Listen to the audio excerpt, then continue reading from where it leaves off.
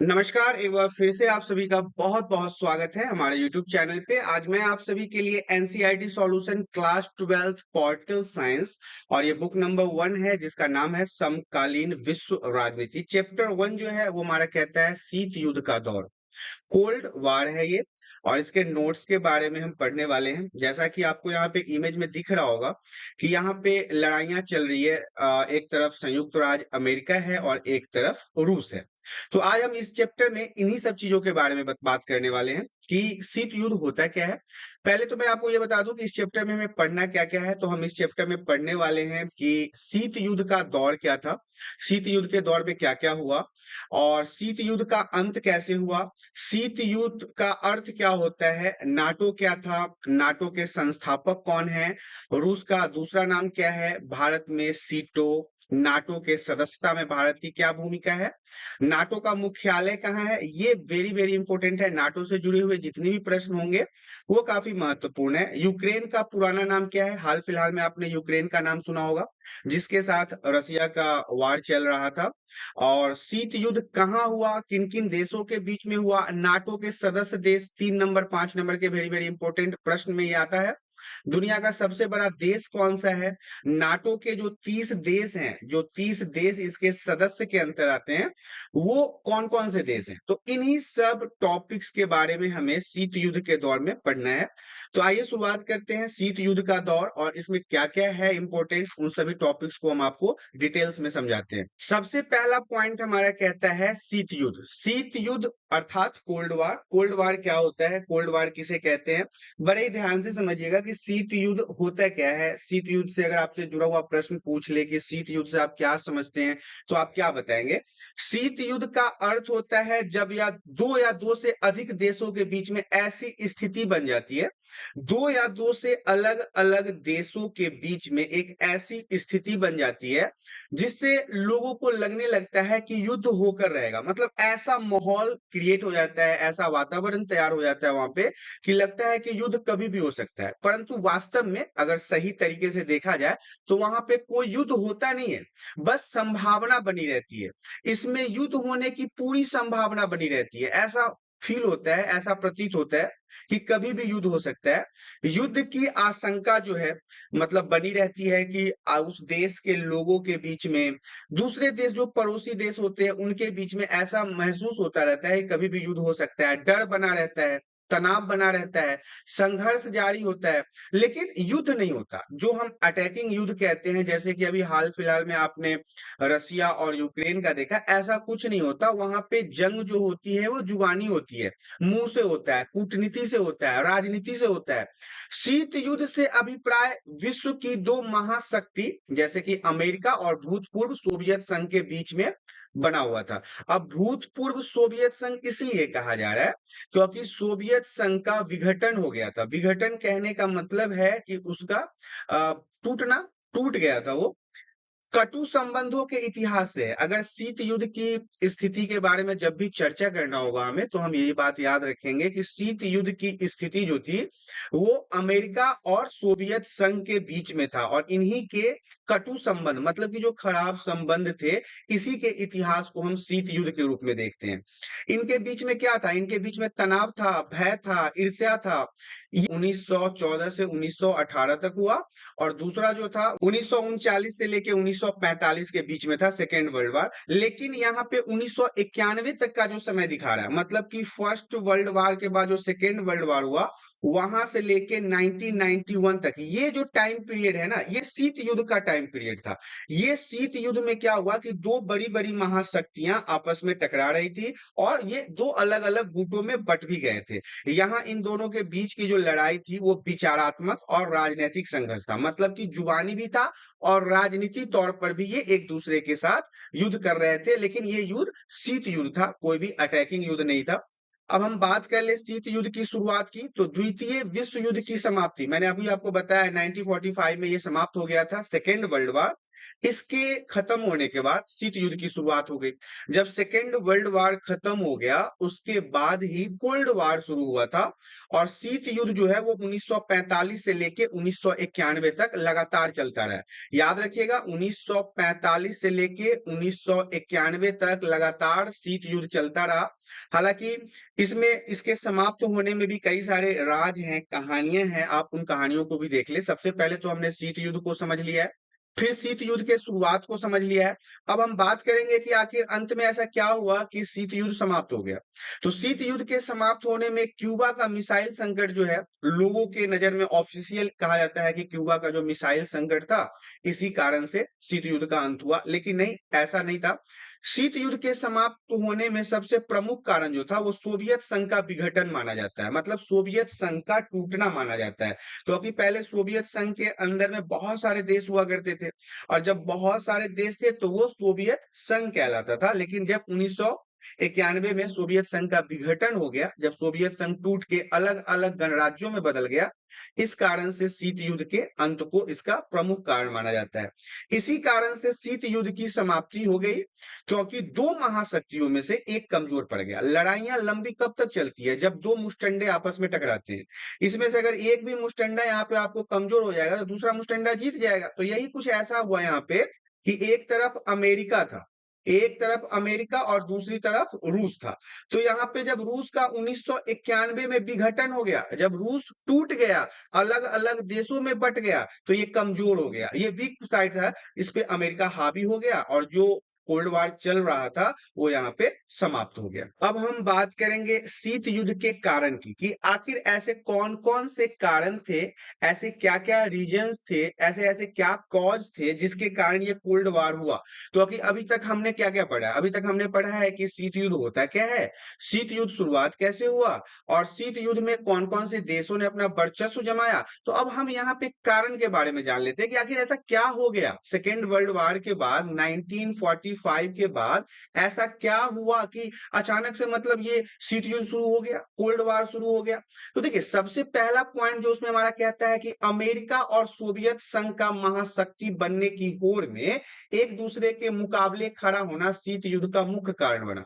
अब एक तरफ अमेरिका था, एक तरफ अमेरिका और एक तरफ रूस है। अब इन दोनों ने क्या सोचा कि इस पूरे विश्व में सबसे शक्तिशाली देश मुझे बनना है, सबसे पावरफुल मुझे बनना है। तो अब इन दोनों की महाशक्ति बनने की होड़ में, मतलब सबसे ज्यादा शक्तिशाली बनने की होड़ में, ये दोनों आपस में टकराने लगे। एग्जाम्पल के तौर पे मैं समझाना चाहता हूं कि क्या होता है कि मान लो जंगल की अगर हम एग्जाम्पल लेते हैं, तो अगर जंगल में एक शेर है पहले से और दूसरा शेर अगर उसमें एंट्री लेना चाहता है, तो पहले तो इन दोनों के बीच में मुकाबला होता है।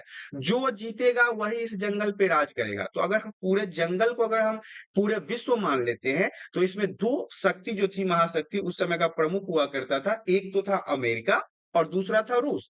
अब अमेरिका कह रहा है कि मैं सबसे ज्यादा शक्तिशाली, मैं सबसे ज्यादा बलवान। दूसरी तरफ रूस कह रहा है कि मैं सबसे शक्तिशाली और मैं सबसे बलवान। तो अब कहने से तो होगा नहीं, अब इनको ये चीजें दिखानी भी पड़ेगी कि हाँ भाई मैं शक्तिशाली हूं। तो अब महाशक्ति बनने के चक्कर में ये एक दूसरे के साथ, मतलब ये जो कोल्ड वार था वो शुरू कर लिया। तो पहला कारण तो ये था। दूसरा पॉइंट हमारा कहता है परमाणु बम से होने वाले विध्वंस की मार झेलना किसी राष्ट्र के बस की बात नहीं थी। अब देखिए, दोनों देश जो था ना, वो दोनों महाशक्ति था और दोनों के पास परमाणु बम था। और परमाणु बम किसी भी देश के लिए सही हो सकता है क्या? नहीं हो सकता है। चाहे वो अमेरिका हो जाए या रूस हो जाए, परमाणु बम यदि अमेरिका रूस पे गिराता तो अमेरिका को भी नुकसान होता, रूस को भी नुकसान होता। लेकिन रूस चुप तो नहीं बैठता ना, फिर वापस वो भी परमाणु बम गिराता तो इससे अमेरिका को भी नुकसान होता। तो कहा जा रहा है कि परमाणु बम जो था ना, उसके विध्वंस की मार, मतलब उसके गिरने के बाद जो तकलीफें उत्पन्न होती, वो दोनों देश में से कोई झेलना नहीं चाहता। तीसरा पॉइंट हमारा कहता है दोनों महाशक्तियां परमाणु हथियार से संपन्न थी। मतलब दोनों देशों के पास, चाहे वो रूस हो या अमेरिका हो, दोनों के पास परमाणु हथियार थे और दोनों के पास मतलब अच्छी मात्रा में परमाणु हथियार थे। उनके पास इतनी क्षमता के परमाणु हथियार थे कि वो एक दूसरे को असहनीय क्षति पहुंचा सकते थे। अब देखिए शीत युद्ध के काल में जो तीसरा पॉइंट है उसे बड़ा इंपॉर्टेंट माना जाता है और इसे आप सही तरीके से समझिए कि दोनों महाशक्ति के पास परमाणु हथियार था और दोनों के पास ऐसे ऐसे हथियार थे कि दोनों देश एक दूसरे को काफी हद तक नुकसान पहुंचा सकते थे। चौथा पॉइंट हमारा कहता है एक दूसरे के उकसावे के बावजूद कोई भी राष्ट्र अपने नागरिकों पर युद्ध की मार नहीं देखना चाहता था। क्या चल रहा था? कोल्ड वार चल रहा था, मतलब शीत युद्ध चल रहा था। एक दूसरे को बहुत बुरी तरीके से मतलब कि गाली गलौज दे रहे थे। ऐसा आप ऐसा एग्जाम्पल की तरह समझिए कि एक दूसरे को जुबानी हथियार से वे काट रहे थे, जुबान के हथियार से वो युद्ध कर रहे थे। इसके बावजूद भी न अमेरिका और न रूस कोई भी ये नहीं चाहता था कि उसके ऊपर किसी भी प्रकार का परमाणु बम गिरे, क्योंकि ऐसा करने से दोनों देश को नुकसान होता। इसके अलावा दोनों राष्ट्रों की गहन प्रतिद्वंदिता थी। प्रतिद्वंदिता मतलब कहिए कि होड़ लगा हुआ था यहाँ पे महाशक्ति बनने का। तो ये जो 5 पॉइंट है ना, ये 5 पॉइंट आपको याद रखने हैं शीत युद्ध के कारण के अंतर्गत। शीत युद्ध के प्रमुख कारणों में इन्हीं 5 पॉइंटों को लिखा जाना है। अगला पॉइंट हमारा कह रहा है शीत युद्ध एक विचारधारा की लड़ाई। अब ये क्या था? शीत युद्ध जो विचारधारा की लड़ाई थी, विचारों की लड़ाई थी। अमेरिका और सोवियत संघ के बीच विचारधाराओं की लड़ाई से तात्पर्य है अर्थात मतलब है कि दुनिया में आर्थिक सामाजिक जीवन को सूत्रबद्ध करने का सबसे अच्छा सिद्धांत कौन सा है। पूरी दुनिया के जितने भी देश हैं, पूरी दुनिया में, मैं इस समय रूस की बात नहीं कर रहा, मैं इस समय अमेरिका की बात नहीं कर रहा, मैं इस समय बात कर रहा हूं चाइना, जापान, पाकिस्तान, भारत, जितने भी देश है, ब्रिटेन, जर्मनी, सबके ऊपर ये जो दो महाशक्ति थी ना, वो कह रही थी कि आप हमारे सिद्धांत से चलो। तो यहाँ पे सिद्धांतों का भी लड़ाई था, विचारधारा का भी लड़ाई था। जिस प्रकार से अमेरिका ऐसा मानता था कि पूंजीवादी जो अर्थव्यवस्था होती है ना, वो दुनिया के लिए बेहतर है, मतलब पूंजीवादी अर्थव्यवस्था पूरी दुनिया को मानना चाहिए। ये कौन कह रहा था? ये अमेरिका कह रहा था। लेकिन जस्ट इसके अपोजिट में सोवियत संघ क्या कह रहा था कि नहीं, पूंजीवाद व्यवस्था तो सही है ही नहीं, यहाँ पे पूरी दुनिया में समाजवादी व्यवस्था होनी चाहिए, साम्यवादी अर्थव्यवस्था होनी चाहिए, क्योंकि ये जो अर्थव्यवस्था है ये बेहतर है। इसीलिए हम शीत युद्ध को विचारधारा की लड़ाई भी कहते हैं, क्योंकि शीत युद्ध, हाँ, एक तरफ आप देख रहे हैं कि अमेरिका क्या कह रहा है कि पूरी दुनिया में कौन सी व्यवस्था होनी चाहिए, तो पूंजीवाद अर्थव्यवस्था होनी चाहिए। दूसरी तरफ सोवियत संघ क्या कह रहा है कि भैया पूरी दुनिया में ना समाजवादी व्यवस्था ला दो, साम्यवादी व्यवस्था ला दो, क्योंकि ये दुनिया के लिए बेहतर है। तो दोनों जो महाशक्ति थे वो अलग अलग विचारों पे भी लड़ाइयां कर रहे थे। तो यहाँ पे मैंने दो अर्थव्यवस्था का नाम लिया है, एक है पूंजी अर्थव्यवस्था और दूसरा है समाजवादी या साम्यवादी अर्थव्यवस्था। तो इन दोनों को भी समझ लीजिए। पहला जो है वो कहता है पूंजीवाद। पूंजीवाद क्या होता है कि पूंजीवाद, जिस देश में पूंजीवाद अर्थव्यवस्था होती है उसमें सरकार का हस्तक्षेप कम होता है, उसमें सरकार का हस्तक्षेप ही नहीं होता, व्यापार अधिक होता है, निजी व्यवस्थाएं होती है। निजी व्यवस्थाएं मतलब प्राइवेट चीजें होती है। यहाँ पे सरकार किसी चीज में हस्तक्षेप कर ही नहीं सकता। व्यापार, यहाँ पे बिजनेस बहुत ज्यादा होता है। और ये कहाँ है पूंजीवाद? ये अमेरिका वगैरह जैसे देशों में है। दूसरी तरफ समाजवाद, जो रूस कह रहा था कि पूरी दुनिया में साम्यवादी अर्थव्यवस्था होनी चाहिए, समाजवादी अर्थव्यवस्था होनी चाहिए, तो इसे क्या कहते हैं? तो देखिए सारी व्यवस्था सरकार के हाथ में होती है। अगर समाजवाद की प्रणाली या विचारधारा कोई देश अपनाता है तो यहाँ पे सारी शक्ति किसके पास होता है? सरकार के पास होता है। और निजी व्यवस्था का विरोध होता है, मतलब प्राइवेटीकरण, निजीकरण, पूंजीवाद, चीजों का यहाँ पे विरोध होता है। तो यहाँ पे पूंजीवाद और समाजवाद भी आपको समझ में आ गया। अगला पॉइंट हमारा कहता है फर्स्ट वर्ल्ड वॉर, मतलब प्रथम विश्व युद्ध। याद रखना है 1914 से लेके 1918 तक हुआ, 1914 से लेके 1918 ईस्वी तक फर्स्ट वर्ल्ड वॉर हुआ। वहीं पे अगर हम द्वितीय विश्व युद्ध की बात करें, सेकेंड वर्ल्ड वॉर की बात करें, 1939 से लेके 1945 तक चला। और 1945 से लेके 1991 तक शीत युद्ध चला, कोल्ड वार चला, ये बात याद रखिएगा। और 1991 में सोवियत संघ के विघटन के बाद यहाँ पे शीत युद्ध की भी समाप्ति हो गई, लेकिन कई सारे जगहों पे, कई सारे बुक्स में, किताबों में आपको क्यूबा मिसाइल संकट के बारे में बताया जाता है कि क्यूबा मिसाइल संकट जो था, इसी के कारण से शीत युद्ध की समाप्ति हो गई है। तो अब आपके मन में विचार आ रहा होगा कि क्यूबा मिसाइल संकट क्या है, तो आगे की स्लाइड में आपको क्यूबा मिसाइल संकट के बारे में भी बताया जाएगा। सबसे पहले हम यहाँ पे द्वितीय विश्व युद्ध में जो गुट बन गया था अलग अलग प्रकार के, उसके बारे में जान लेते हैं। जब सेकेंड वर्ल्ड वार चल रहा था 1939 से 1945 तक, उस समय पूरा विश्व जो था ना वो दो गुटों में बट गया था। एक तो था हमारा मित्र राष्ट्र, दूसरा था धुरी राष्ट्र। अब मित्र राष्ट्र में क्या हुआ, द्वितीय विश्व युद्ध में सोवियत संघ, फ्रांस, ब्रिटेन, संयुक्त राज्य अमेरिका को विजय मिली।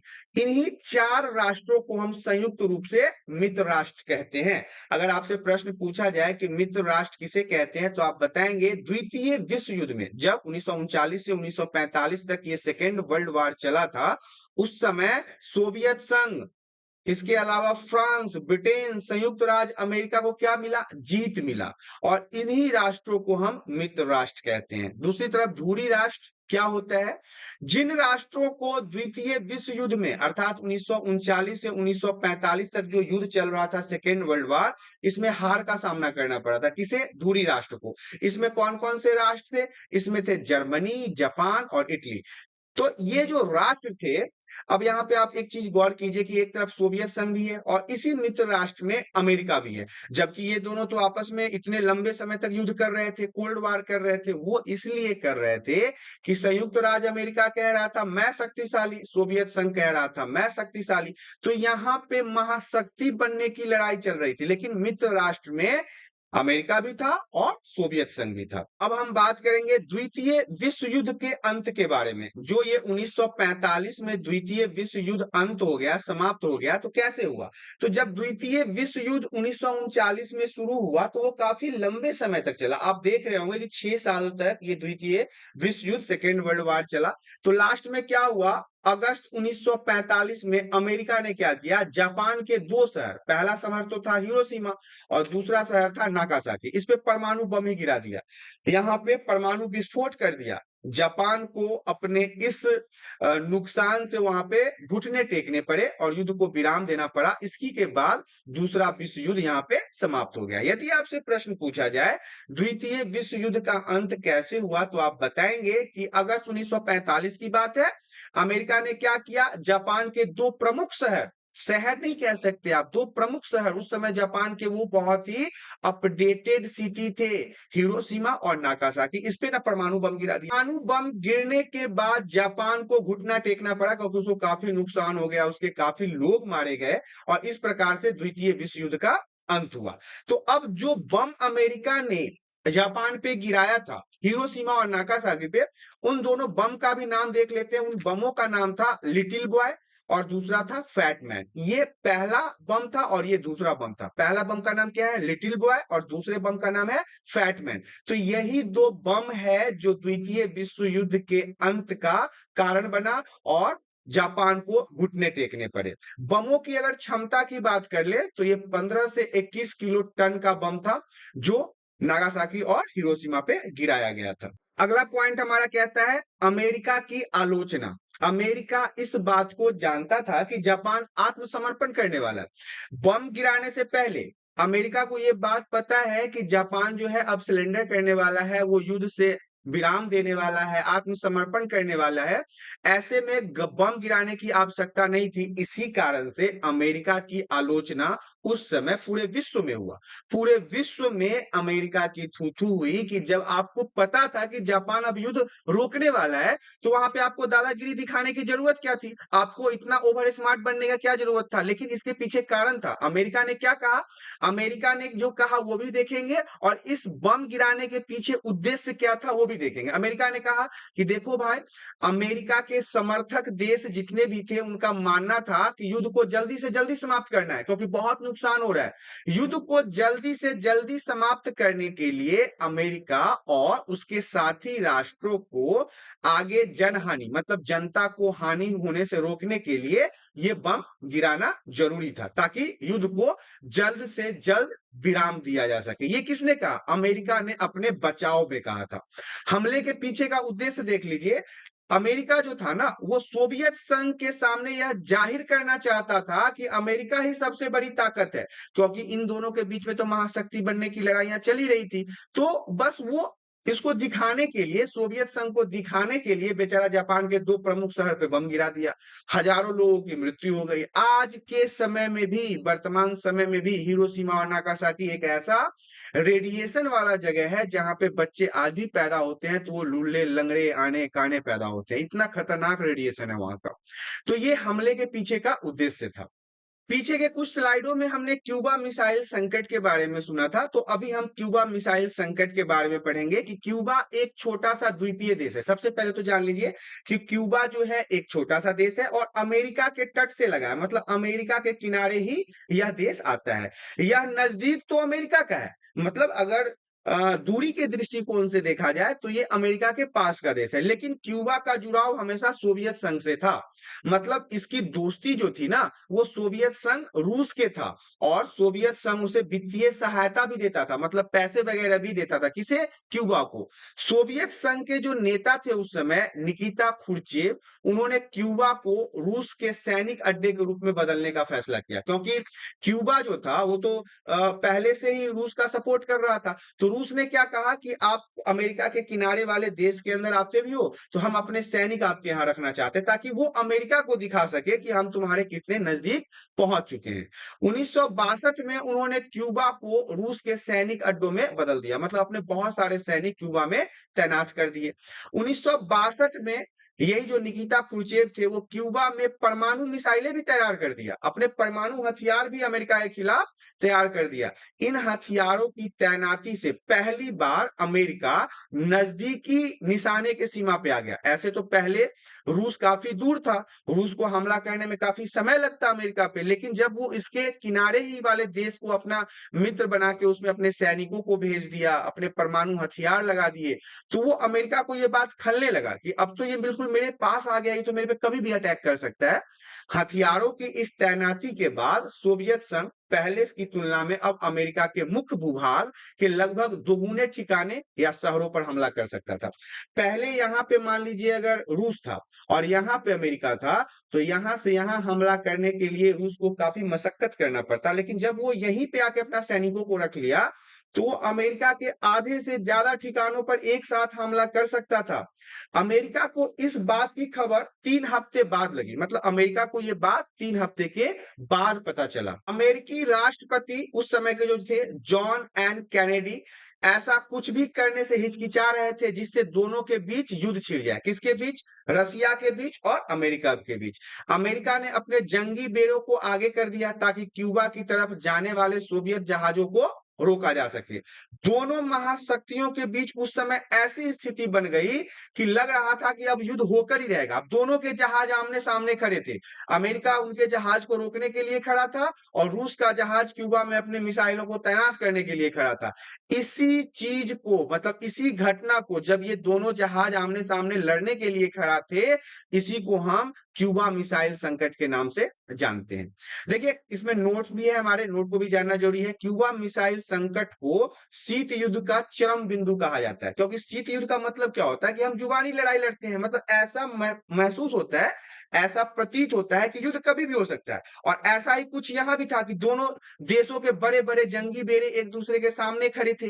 वो लग रहा था कि अब युद्ध हो जाएगा, लेकिन ऐसा कुछ हुआ नहीं। तो इसको हम ना चरम बिंदु कहते हैं, मतलब कि शीत युद्ध के समय का सबसे बड़ा पॉइंट जब लग रहा था कि अब युद्ध हो जाएगा, क्योंकि पहली बार 2 महाशक्तियां आमने सामने लड़ने के लिए तैयार खड़ी थी। अब हम बात करेंगे क्यूबा मिसाइल संकट के जो समय था उसमें प्रमुख नेता कौन से, मतलब इन देशों में क्यूबा में जो लीडर थे वो कौन थे, सोवियत संघ के लीडर कौन थे, अमेरिका का लीडर कौन था।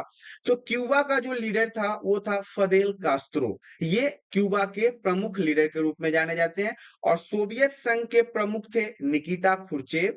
और तीसरा है अमेरिका, इसके जो प्रमुख थे वो थे जॉन एफ कैनेडी। इन तीनों प्रमुखों का नाम याद रखिएगा, एग्जाम में पूछा जाता है कि क्यूबा मिसाइल संकट के समय इन तीनों देशों के प्रमुख नेताओं का नाम क्या था। तो क्यूबा में थे फदेल कास्त्रो, सोवियत संघ में थे निकिता खुच्रेव और अमेरिका में थे जॉन एन कैनेडी। तो ये हमारा टॉपिक जो है क्यूबा मिसाइल संकट के बारे में था। अब हम बात करेंगे दो ध्रुवीय विश्व का आरंभ, VVI पॉइंट्स रहेगा।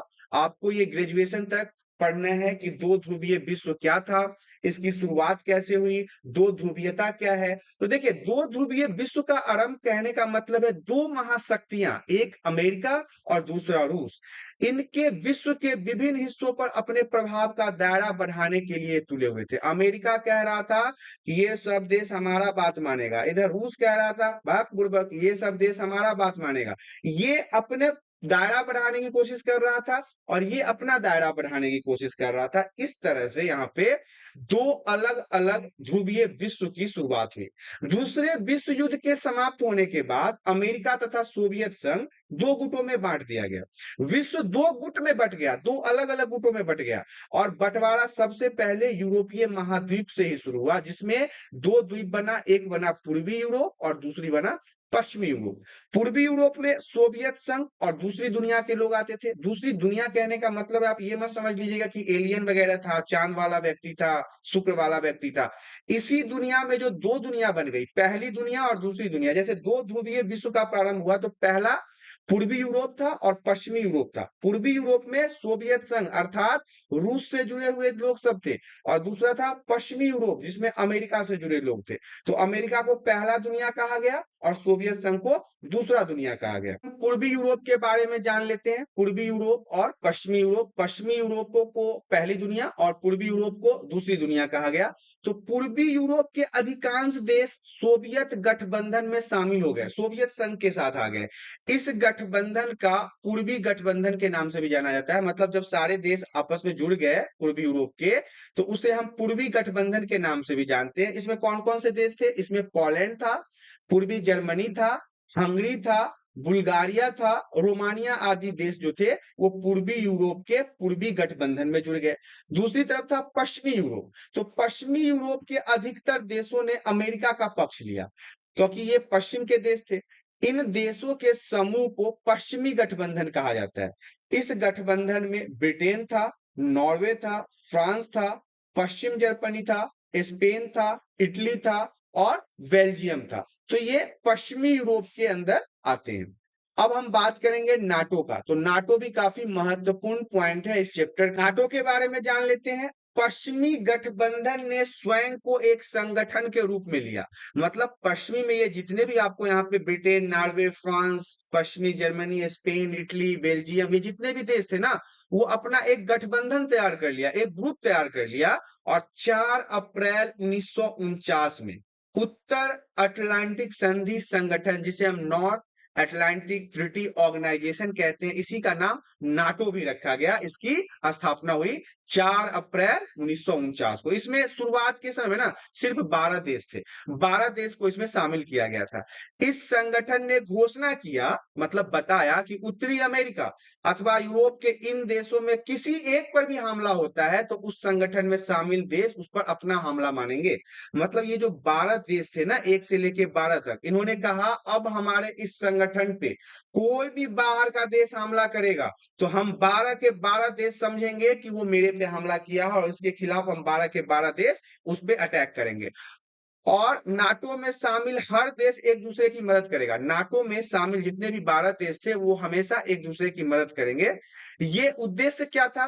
उद्देश्य था विश्व में लोकतंत्र को बचाना। इसलिए अमेरिका ने नाटो को 4 अप्रैल 1949 में, जिसे हम नॉर्थ अटलांटिक ट्रीटी ऑर्गेनाइजेशन के नाम से जानते हैं, इसका निर्माण किया।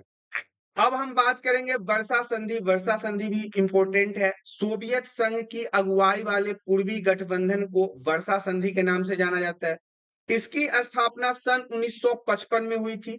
इसका मुख्य काम नाटो में शामिल देशों का यूरोप से मुकाबला करना था। देखिए वर्षा संधि में क्या था कि इसे अगुवाई करने के लिए पूर्वी गठबंधन को, मतलब सोवियत संघ मतलब रूस, अमेरिका के द्वारा बनाए गए नाटो से टक्कर लेने के लिए वर्षा संधि के नाम से इसको बनाया। इसकी स्थापना 1955 में हुई थी और इसका क्या मुख्य काम क्या था? नाटो में शामिल देशों का यूरोप में मुकाबला करना था, इसलिए वर्षा संधि था। अब बात कर लेते हैं महाशक्तियों के लिए छोटे देश का क्या महत्व था। अब ये जो एक तरफ अमेरिका है, एक तरफ रूस है, इसमें छोटे देश का क्या रोल था? तो छोटे देश जो थे वो महत्वपूर्ण संसाधनों के लिए उपयोग किए जाते थे, जैसे कि यहाँ से तेल उठाया जाता था, खनिज उठाया जाता था। तो ये सारी चीजें जो थी वो छोटे देश से इनको हासिल होता था। मतलब जितनी भी महाशक्तियां थी ये छोटे छोटे देश से संसाधन को एकत्रित करके अपने आप को मजबूत करते थे। दूसरा है भू क्षेत्र अर्थात लैंड एरिया, ताकि यहां से महाशक्ति अपने हथियार और सेना का संचालन कर सके। तो ये भू क्षेत्र था, मतलब कि छोटे छोटे देश के जमीनों पर अपने सेनाओं को जमा करना, अपने हथियारों को जमा करना, अपने सैनिकों को जमा करना, ताकि उन्हें युद्ध करने में आसानी हो। अगला पॉइंट हमारा सैनिक ठिकाने, मिलिट्री बेस जो है, यहाँ पे ये छोटे छोटे देश में ना मिलिट्री बेस बनाते थे, अपने सैनिकों को जमा करते थे ताकि वो नजदीक जाके दूसरे देश का जासूसी कर सके और उनको खबर दे सके। इसके बाद है आर्थिक मदद। इसमें क्या हुआ, जिसमें गठबंधन में शामिल बहुत से छोटे छोटे देश जो थे वो सैन्य खर्च वहन करने में मददगार हो सकते थे, आर्थिक मदद भी इनको प्राप्त होता था। इसके अलावा है आइडियोलॉजी, विचारधारा।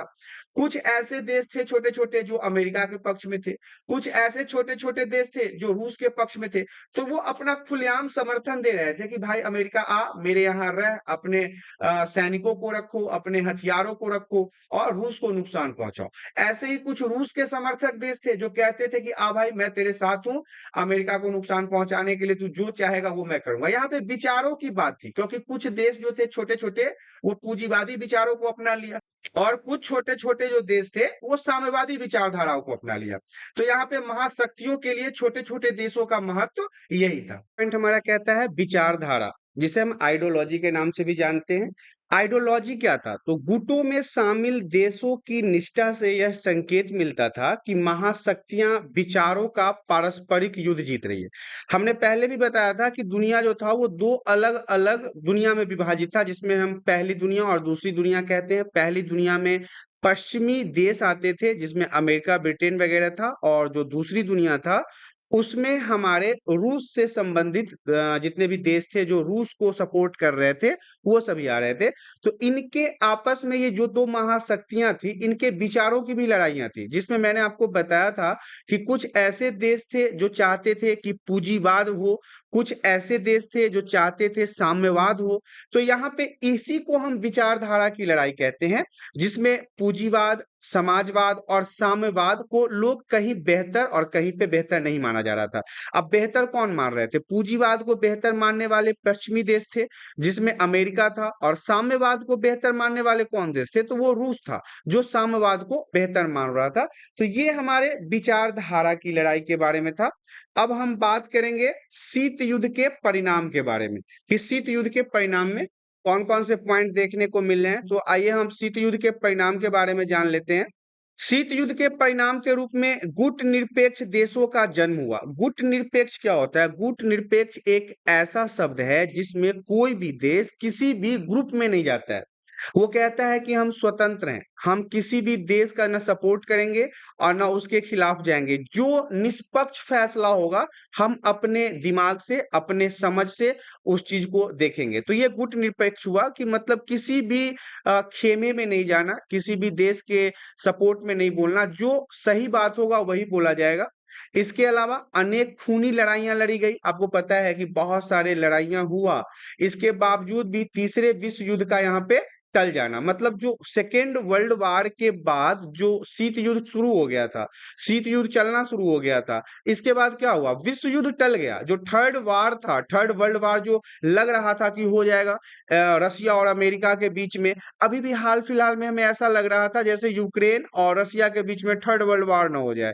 तो ये सारी चीजें उस समय भी टल गई थी, और अभी अगर अगर थर्ड वर्ल्ड वार होता है तो हम सभी को पता है कि आज पूरा विश्व जो है वो परमाणु शक्ति से लैस है। ऐसे में कोई भी देश अगर एक दूसरे देश के ऊपर परमाणु शक्ति आजमाता है, कोई बम डाल देता है, जैसे कि हमने अपने चैप्टर में पढ़ा था कि कैसे परमाणु बम गिरा दिया था अमेरिका ने जापान के दो प्रमुख शहर पे, जो हिरोशिमा और नाकिसाका था।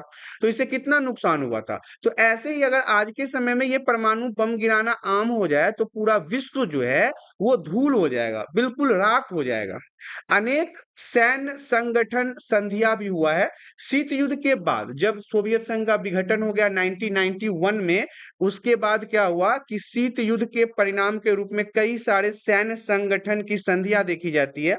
संधिया का मतलब हो गया कि अलग अलग देशों ने मिलकर ये कहा कि हम लड़ाइयां नहीं लड़ेंगे। तो कई अलग अलग देशों के बीच में ये संधियां हुआ कि हम परमाणु हथियार यूज नहीं करेंगे, हम लड़ाइयां नहीं करेंगे, हम एक दूसरे के ऊपर अटैक नहीं करेंगे। तो ये हमारा सैन्य संगठन संधियों के रूप में जाना जाता है, जो शीत युद्ध के बाद ही हुआ था। इसके अलावा दो महाशक्ति, जब भी बात दो महाशक्ति का आएगा तो एक तरफ अमेरिका होगा, दूसरी तरफ रूस होगा। इनके बीच जो परमाणु जखीरे थे, जखीरे कहने का मतलब है कि बहुत सारा परमाणु हथियार, बम हो गया, गोला हो गया, तो इन हथियारों की होड़ लग गई थी। एक बात तो हमें ये पहले भी पता है कि हमने आपको इस चैप्टर में, पूरे चैप्टर में यही बताया है कि शीत युद्ध के दौरान हुआ क्या है। तो शीत युद्ध के दौरान जो सबसे ज्यादा टकराने वाला देश था वो अमेरिका और रूसी था, और दोनों को ऐसा लगता था कि हम सबसे ज्यादा शक्तिशाली हैं, तो हम सबसे ज्यादा शक्तिशाली हैं। दोनों अपने आप को महाशक्ति बनाने की होड़ में बहुत सारे परमाणु जखीरों का जमा करना शुरू कर दिया, और इसके बाद दो ध्रुवीय विश्व का शुरुआत हो गया। पूरा विश्व जो था वो दो ध्रुव में बट गया। सबसे पहले कौन बटा? तो सबसे पहले बटा यूरोप, एक बटा पश्चिमी ध्रुव में और एक बटा पूर्वी ध्रुव में। पश्चिमी में चला गया अमेरिका और दूसरे साइड हमारा चला गया रूस। तो ये दो ध्रुवीय विश्व की शुरुआत भी यही हुआ था। अपने प्रभाव को बढ़ाने के लिए, अपने वर्चस्व को बढ़ाने के लिए दोनों ही महाशक्तियों ने, रूस और अमेरिका ने, कई अन्य देशों के साथ संधियां भी की है। कई प्रकार के संधियां की है अन्य देशों के साथ, जो इस प्रकार है। अब वो संधियां भी बहुत महत्वपूर्ण है। अब हम उन संधियों के बारे में जान लेते हैं कि वो कौन कौन से संधि हैं जो अपने आप को और ज्यादा शक्तिशाली बनाने के लिए अमेरिका और रूस ने किया था। कुछ प्रमुख सैन्य संधि संगठन जो हैं, जो सोवियत संघ और अमेरिका के साथ हुआ है, उनके बारे में जान लेते हैं। सबसे पहला आता है नाटो, NATO। निर्माण कब हुआ? 4 अप्रैल 1949 को इसको बनाया गया था। अगर आपसे नाटो का फुल फॉर्म पूछा जाए तो आप बताएंगे नॉर्थ अटलांटिक ट्रीटी ऑर्गेनाइजेशन। इसका फुल फॉर्म है। 4 अप्रैल 1949 को बनाया गया था। दूसरा हमारा है सीटो। अब ये कब बनाया गया था? ये बनाया गया था 8 सितंबर 1954 को। South East Asia Treaty Organization इसका फुल फॉर्म है। तीसरा है सेंटो।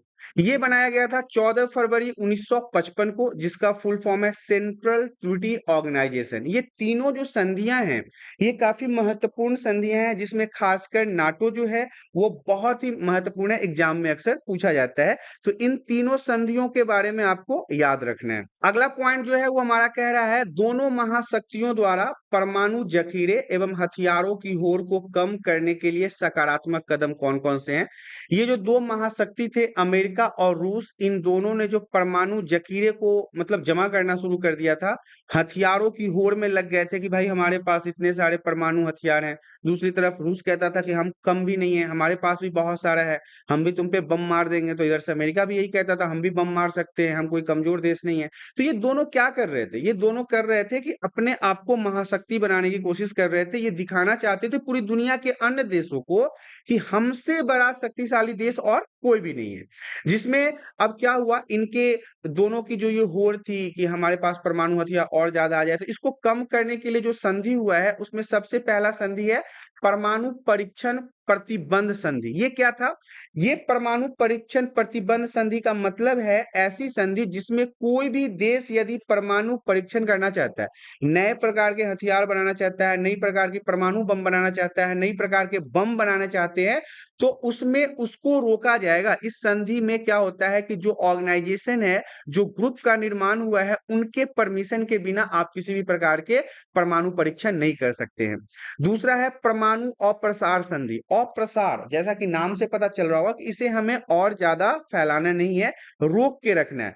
परमाणु अप्रसार संधि का मतलब है ज्यादा से ज्यादा परमाणु हथियार को जमा करना, खतरों से मतलब खतरों का घंटी है एक प्रकार से, तो इसलिए परमाणु अप्रसार संधि भी हुआ था।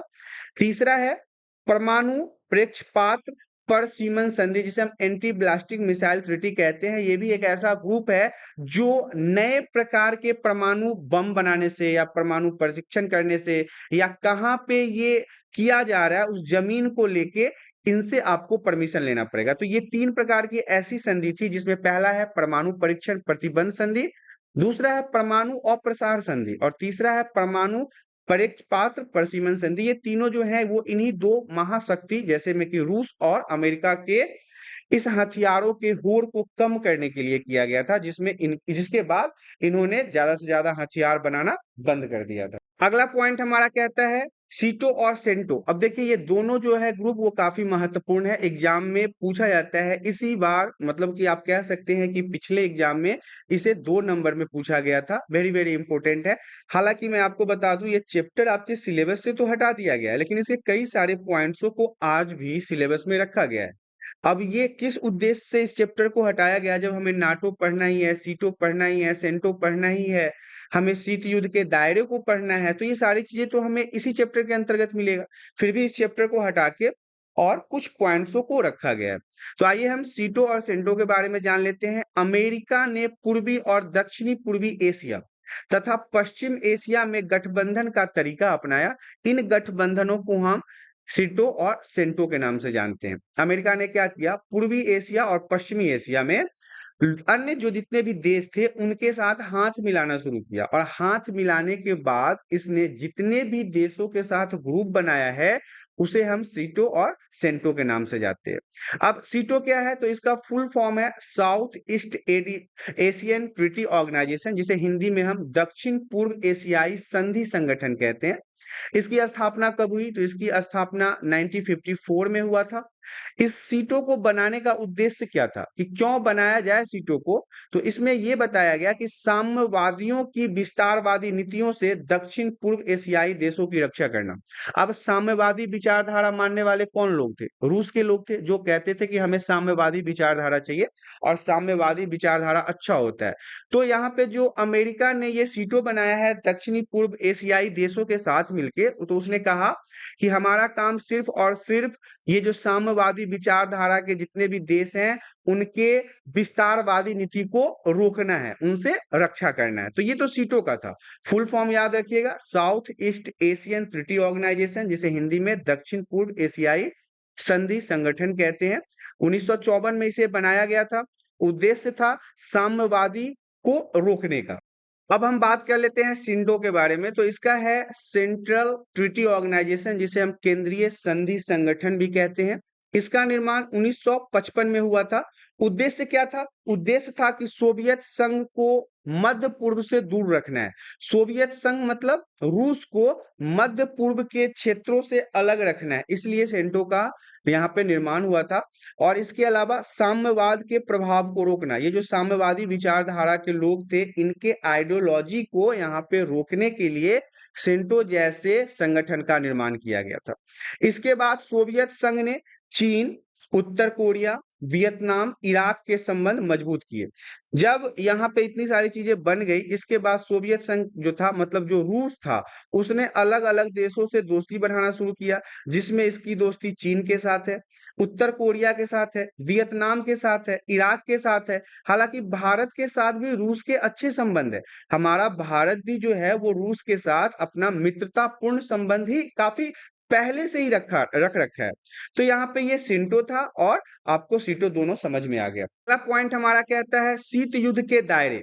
अब शीत युद्ध के दायरे क्या थे, तो विरोधी खेमों में बैठे देशों के बीच संकट के अवसर आए, युद्ध हुए, संभावना रही, मगर कोई बड़ा युद्ध नहीं हुआ। यही तो हमारा शीत युद्ध था। शीत युद्ध में क्या था कि भावना संभावना बना रहेगा, भावना ऐसा रहेगा कि कभी भी युद्ध हो सकता है, लेकिन कोई बड़ा युद्ध नहीं होगा। कोरिया, वियतनाम, अफगानिस्तान जैसे कुछ क्षेत्रों में बहुत ज्यादा जनहानि हुआ। इस शीत युद्ध के दायरे में अगर देखा जाए तो छोटे छोटे युद्ध तो हुए थे, भले ही यहाँ पे रसिया और अमेरिका के बीच में कोई युद्ध नहीं हुआ और महाशक्तियों के बीच में तो युद्ध नहीं होना ही सही था, लेकिन इसके अलावा कोरिया, वियतनाम, अफगानिस्तान जो छोटे क्षेत्र थे, यहाँ पे काफी जनहानि हुई, काफी लोग मारे गए।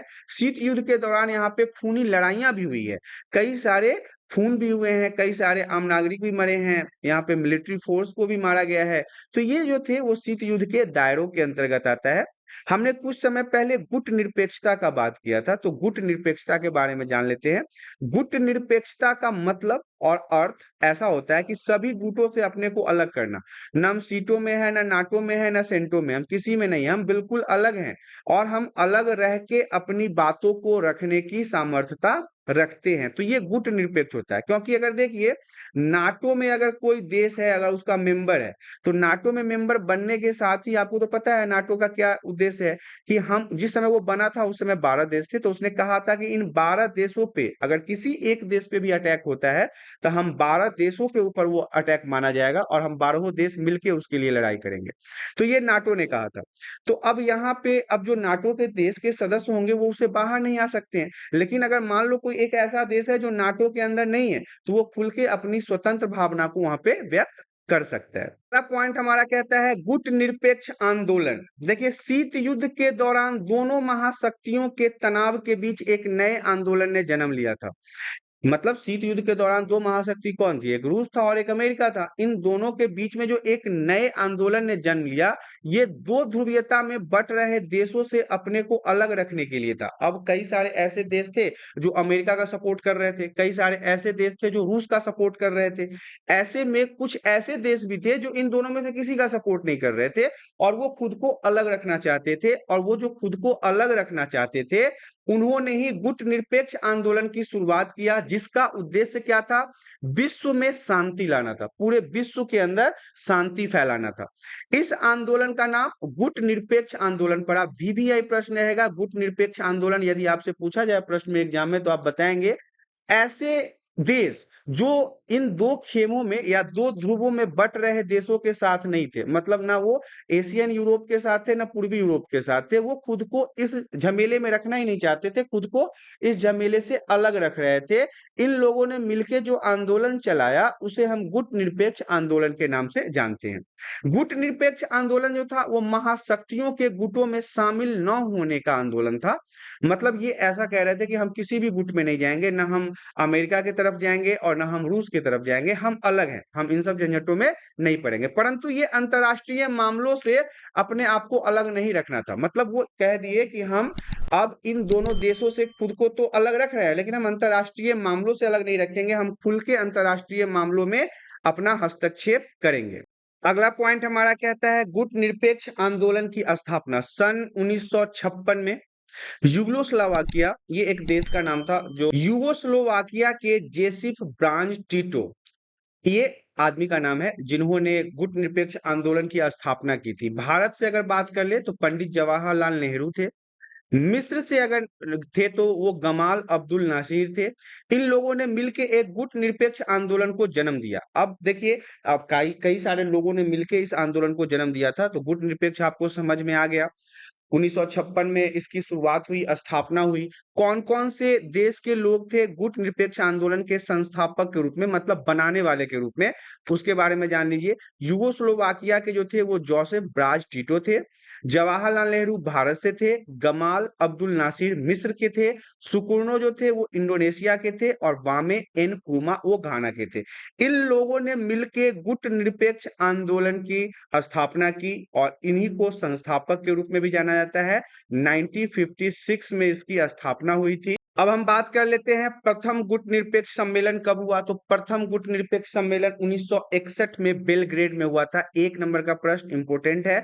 अगर आपसे पूछा जाए प्रथम गुट निरपेक्ष सम्मेलन कब हुआ था तो आप बताएंगे 1961 में बेलग्रेड में हुआ था प्रथम गुट निरपेक्ष सम्मेलन, इसमें कुल 25 सदस्य देश शामिल हुए थे। मतलब गुट निरपेक्ष सम्मेलन में लगभग उस समय 25 देश इसमें शामिल हुए थे। और वहीं पे अगर हम 14वां गुट निरपेक्ष सम्मेलन की बात करें तो ये 2006 ईस्वी में हुआ है और क्यूबा में हुआ है। क्यूबा के हवाना शहर में हुआ है, जिसमें 166 सदस्य देश थे और 15 पर्यवेक्षक देश भी शामिल हुए थे। अब समझ लिए, जो 1961 में हुआ था उसमें 25 देश शामिल थे, 2006 में जो हुआ वो क्यूबा में हुआ और इसमें 166 देश शामिल थे और 15 पर्यवेक्षक देश भी थे, जो ये चेक करने आए थे कि किस प्रकार से गुट निरपेक्ष सम्मेलन यहाँ पे चल रहा है। तो ये 14वां था, प्रथम के बारे में बता दिया, 14वां के बारे में बता दिया। अब हम 17वां गुट निरपेक्ष सम्मेलन की बात कर लेते हैं, जो 2016 में हुआ है, वेनेजुएला में हुआ है। इसमें कुल 120 सदस्य देश थे और 17 पर्यवेक्षक देश शामिल हुए थे। ध्यान से देखिएगा, प्रथम जो गुट निरपेक्ष सम्मेलन हुआ वो 1961 के बेलग्रेड में हुआ, 25 लोग शामिल हुए थे। 14वां गुट निरपेक्ष सम्मेलन 2006 के क्यूबा के हवाना शहर में हुआ, 166 सदस्य देश शामिल हुए और 15 पर्यवेक्षक देश शामिल हुए। 17वां गुट निरपेक्ष सम्मेलन हुआ 2016 में वेनेजुएला में, इसमें 120 सदस्य देश शामिल थे और 17 पर्यवेक्षक देश शामिल हुए थे। पॉइंट हमारा कहता है, गुट निरपेक्षता को अपनाकर भारत को क्या लाभ मिला। हालांकि भारत के जो नेता थे पंडित जवाहरलाल नेहरू, वो इसके संस्थापक के रूप में भी जाने जाते हैं, क्योंकि जब इसकी स्थापना हो रही थी उसमें भारत के जो मंत्री थे उस समय के, पंडित जवाहरलाल नेहरू, उनका भी नाम आता है।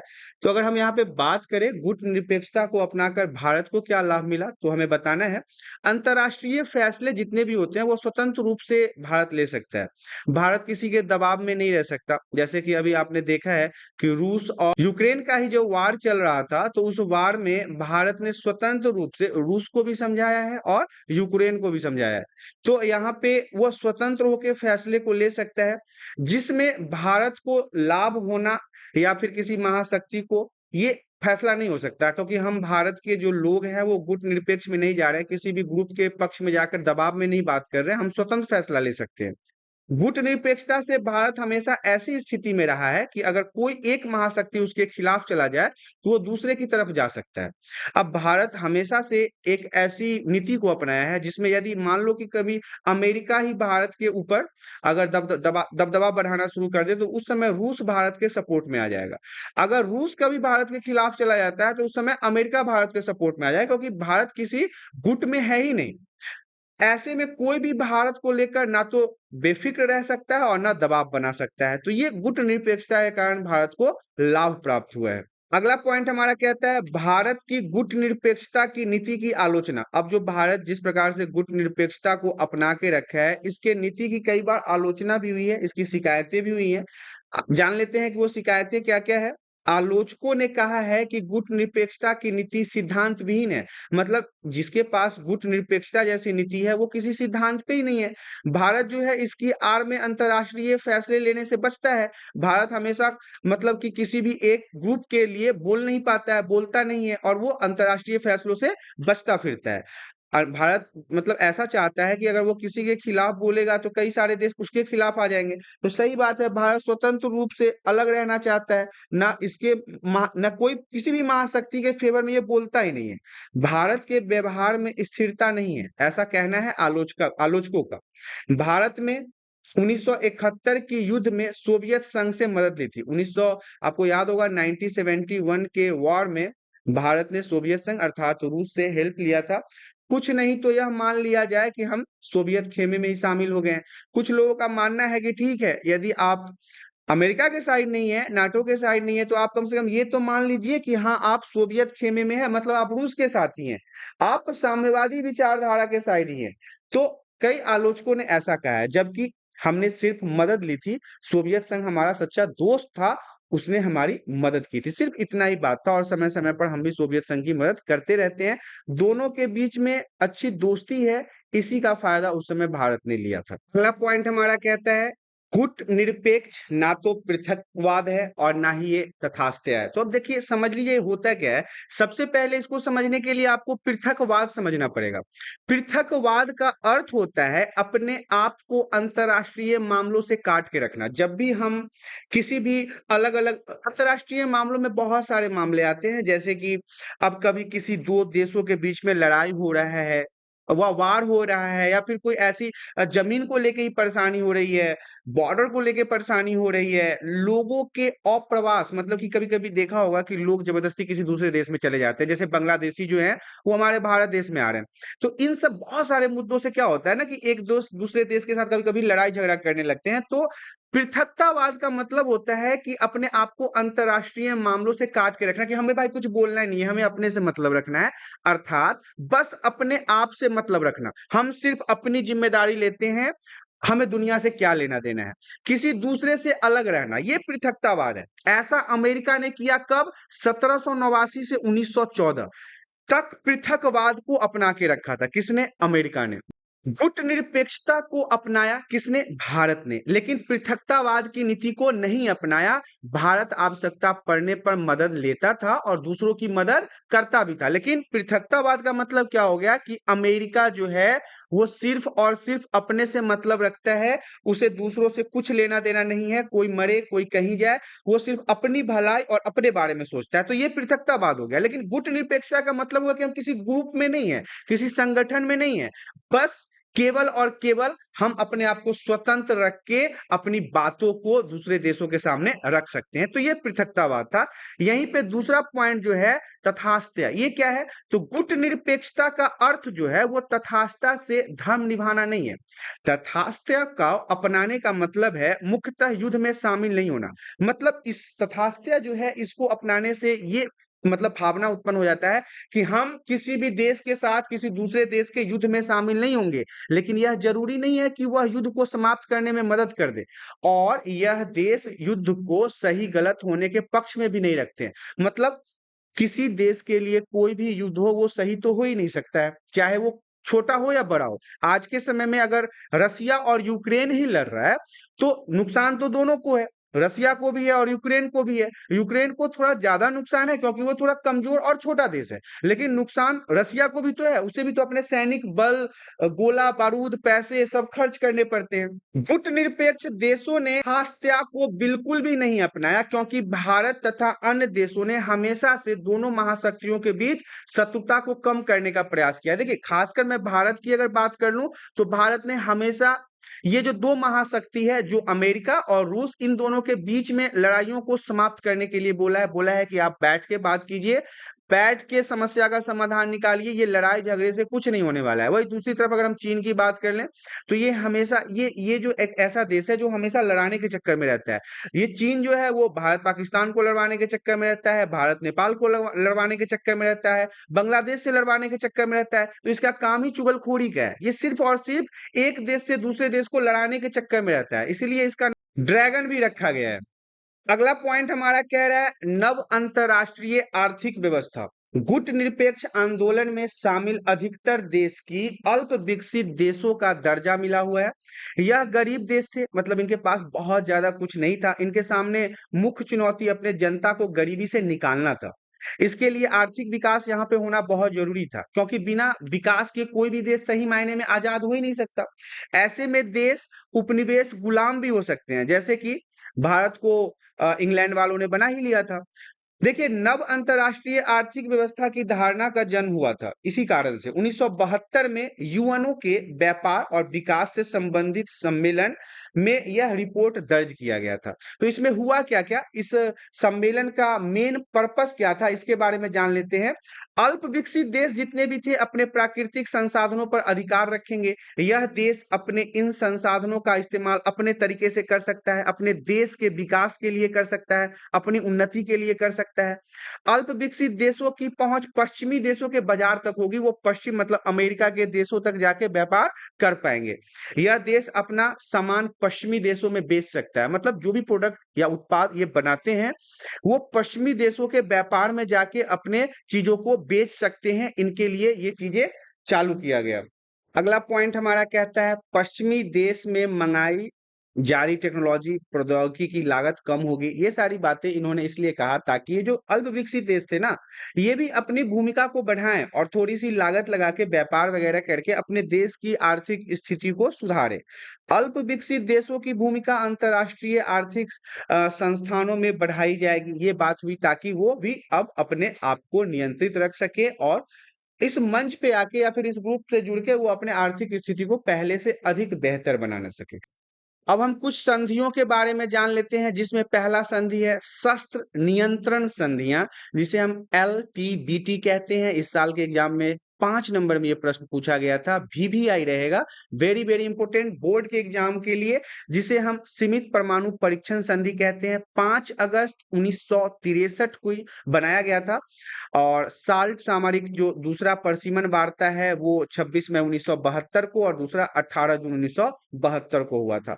तो ये सारे पॉइंट्स आपको याद रखने हैं। हम सामरिक अस्त्र न्यूनीकरण संधि कहते हैं। न्यूनीकरण मतलब सबसे कम करना। ये पहला 31 जुलाई 1991 को हुआ, और दूसरा 3 जनवरी 1993 को हुआ। तो यहाँ पे आप समझ सकते हैं कि 31 जुलाई 1991 को फर्स्ट हुआ, और 3 जनवरी 1993 को दूसरा हुआ। तो ये स्टार्ट सामरिक अस्त्र न्यूनीकरण संधि था। एनपीटी भी इंपॉर्टेंट है, 1 नंबर में पूछे जाने की संभावना रहती है, जिसे हम परमाणु अप्रसार संधि कहते हैं। और इससे पहले हमने चर्चा भी किया था इसका, परमाणु अप्रसार संधि का। ये 1 जुलाई 1968 को हुआ था एनपीटी।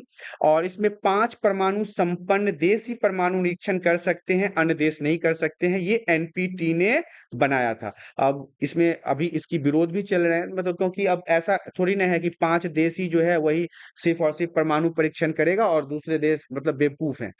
लेकिन ये एनपीटी परमाणु अप्रसार संधि को 1 जुलाई 1968 में बनाया गया था। हालांकि अभी तक तो लागू ही है। और जो ये 5 संपन्न जो देश हैं, ये दूसरे देशों पे तो हुकूमत करते ही रहते हैं, जिसमें अमेरिका है, रूस है, चाइना भी अब इसमें कम नहीं है, ब्रिटेन है, इंग्लैंड है। तो ये सारे वैसे देश हैं जो अपना वर्चस्व दिखाने के लिए अक्सर कुछ न कुछ करते ही रहते हैं। तो इस प्रकार से जो है आपका यहाँ पे चैप्टर के ये लास्ट टॉपिक था, ये समाप्त हो गया। इस प्रकार से आपने देखा क्लास 12 पॉलिटिकल साइंस समकालीन विश्व राजनीति, चैप्टर 1 था शीत युद्ध का दौर, कोल्ड वॉर था। और ये यहाँ पे समाप्त हो गया है। आशा करता हूँ वीडियो में दी गई जानकारी पसंद आई होगी। जानकारी पसंद आई तो वीडियो को लाइक, और चैनल पे पहली बार आए हैं तो चैनल को सब्सक्राइब करें, ताकि इसी प्रकार के एजुकेशनल वीडियो आपको हमेशा प्राप्त होता रहे। आज के लिए इतना ही, धन्यवाद।